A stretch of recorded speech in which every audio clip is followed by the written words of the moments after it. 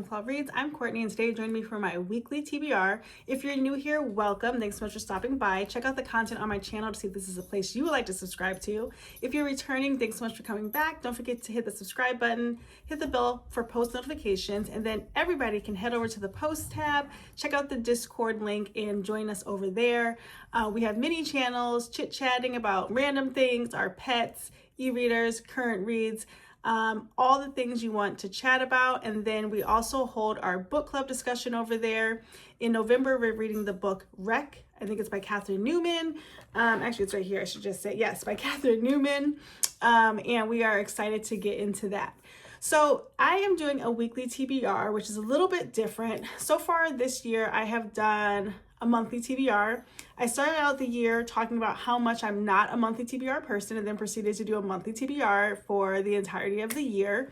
But I'm not very good at a monthly TBR because I am a mood reader.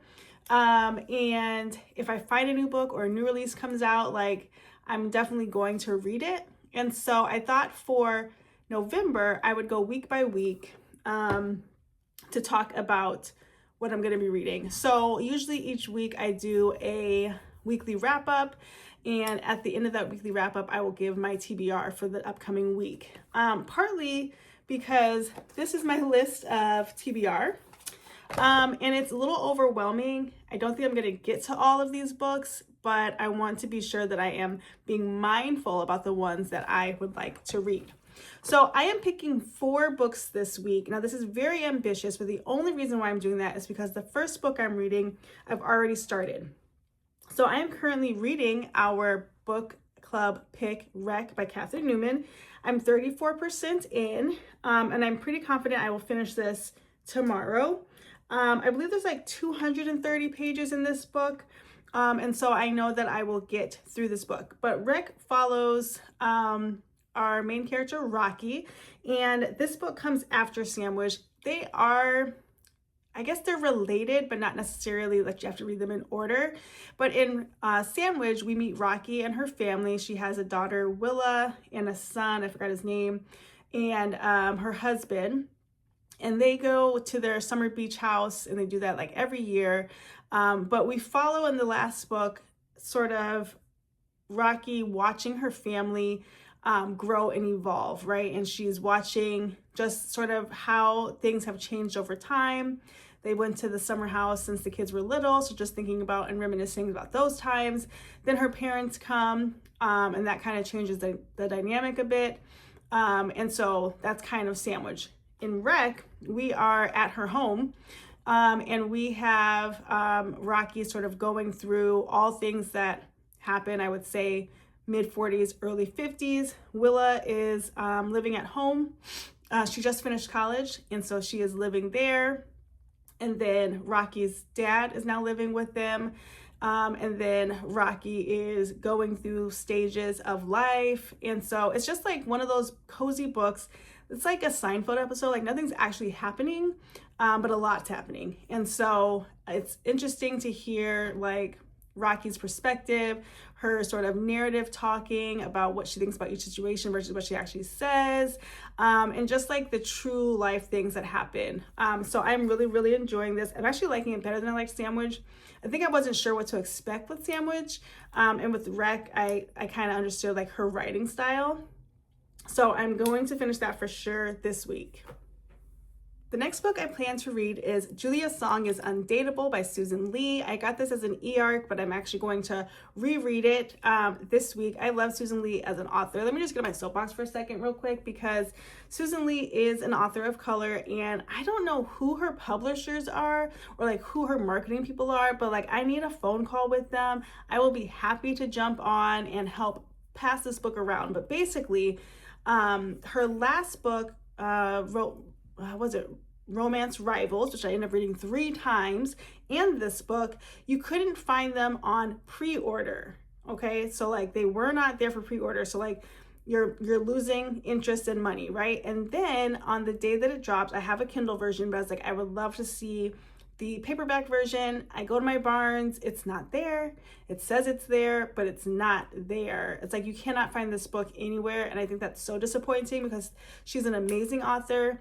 and her books should be everywhere. So I don't know what's going on. Like, I really have questions with the publisher.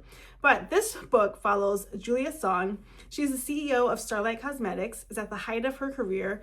But she feels like she's a failure, maybe because she's 30 and single with a terrible track record of dating. In the eyes of her Korean family, that's just unacceptable. It never really bothered her, that is, until her beloved grandmother drops the bomb that she's sick and her dying wish is for Julia to get married. Impossible. So in a moment of weakness, Julia asks her family for help. Set her up on 3 dates to help her find the one. But it will never work. Julia is undateable. If only there was a coach for that. Tae Kim knows about the weight of familial expectation. He's currently unemployed, living in his parents' basement to care for his ill father.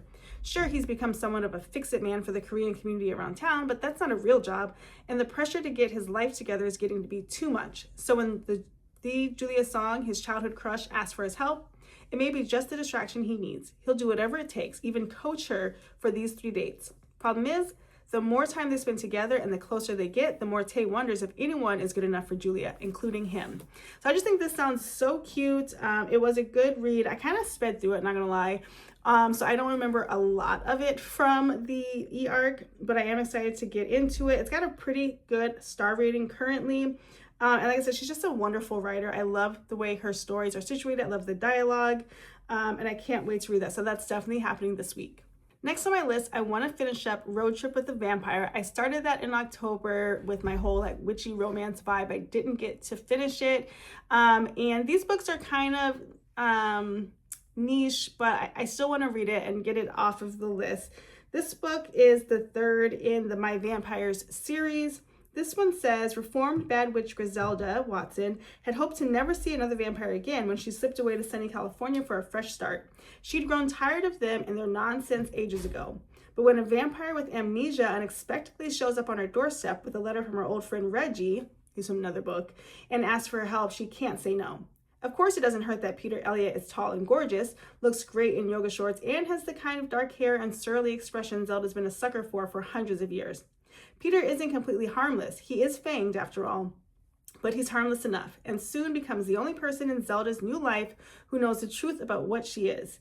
If she can help him decipher the cryptic notes in his journal, the only clues to his lost memories, she might as well try before sending him on his way. But when an alarming message from Peter's past coincides with a clear sign that Zelda can't keep running from her own, they embark on a cross-country road trip for answers, only to find what they're looking for in each other. So I think this sounds like a pretty basic romance novel, but I am going to read it because I'm already deep into the other 2 books. I read them, and it's probably going to be the last book I read this week, but it's still one that I am interested in getting to. And the last book I would love to finish this week is The Names by Florence Knapp. This book has kind of been everywhere, and it is a read with Jenna Pick.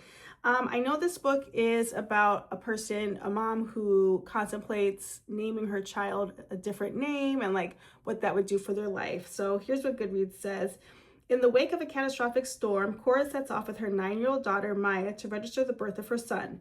Her husband, Gordon, respected in the community but a controlling presence at home, intends for her to follow a long-standing family tradition and name the baby after him.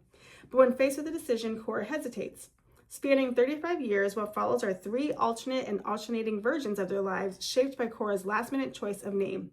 In richly layered prose, The Names explores the painful ripple effects to domestic abuse, the messy ties of family, and the possibilities for autonomy and healing. Through a prism of what-ifs, Florence Knapp invites us to consider the one precious life we are given. Full of hope, this is the story of 3 names, 3 versions of a life, and the infinite possibilities that a single decision can spark. It is the story of one family and love's endless capacity to endure no matter what fate has in store. So I've had this on my list for a while. I do have it on Kindle. All these books are on my Kindle. And I got it from the ebook deals. And I think this is going to be a really good lit fic. I actually love the premise of alternate endings based on like the choices you make in your life. So I'm really looking forward to that. So I think those 4 books are what I'm looking to read. I think in the order I'm going to do Wreck, Julia Song is Undateable, The Names, and then Vampire, what is it? Road Trip with the Vampire. You can see I'm super into that one. Road Trip with the Vampire. So I'm going to do those 4. So wish me luck. If you see me lurking in the interwebs, let me know to go back and read because that's all I need to be doing this week. But I'm so excited to do the weekly TBR. It makes me feel a little bit more energized and not feeling like I'm up against this predetermined thing I need to do. And it gives some flexibility and choice. So I would love to hear what you're reading this week. Check out the Discord where you'll see my current reads. You can see as I'm progressing through the week what I am reading. And as always, don't forget to like, comment, and subscribe. We'll see you in the next video. Bye, guys.